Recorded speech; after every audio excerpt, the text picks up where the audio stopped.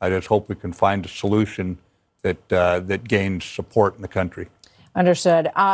You talk about domestic tribalism being one of the biggest threats that America faces right now.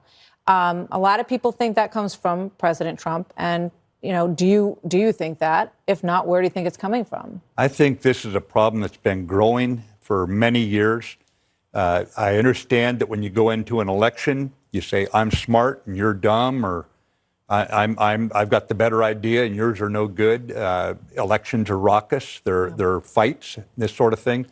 But when an election was over in the past, I think we were more inclined to work together then and fix the problems in the country. Today, we seem to be in a constant divide and conquer mode. And so it goes back. This is not about one man. It's not about one administration. It's not about one party.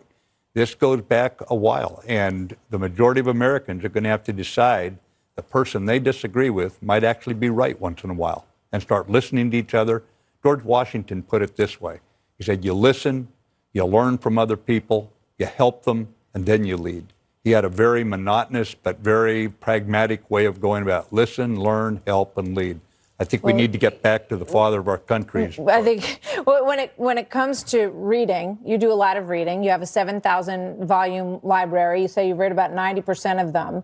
And you got a question from a colleague at one point saying, you keep telling everyone that they have to read all these books as sort of, the preliminary before they go into these missions, but they don't have time to read.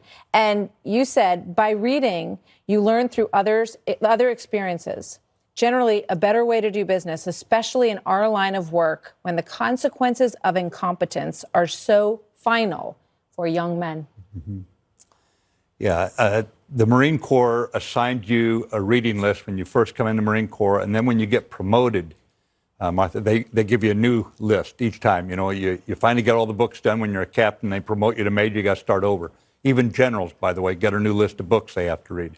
And the Marine Corps is not there to listen to you whine about your midlife crisis. You read the books or else. They're not into a real vote count on it where you think that you can say, no, I'm not going to do that. So you've got to read, because if you don't read, I don't think you can lead effectively, because you're learning and your troops are learning always at your mistakes. Instead of you learning what you read in the book, say, I'm not going to do that one. I'm going to do something else. Because you're learning from the history of all these people who left this roadmap for you through these books. What are you reading right now? Right now, I'm reading a poetry book, actually, by a Northwest poet, Traveling Light. A lot of people want you to run for president. What do you say to that? No, I think we have a lot of great people in America, and I think that 40-odd years of serving the country in the military and in the defense establishment, I'm eager to see the fresh ideas on people who handle a much broader array of issues than I have. So that's a no? Well, that's a no.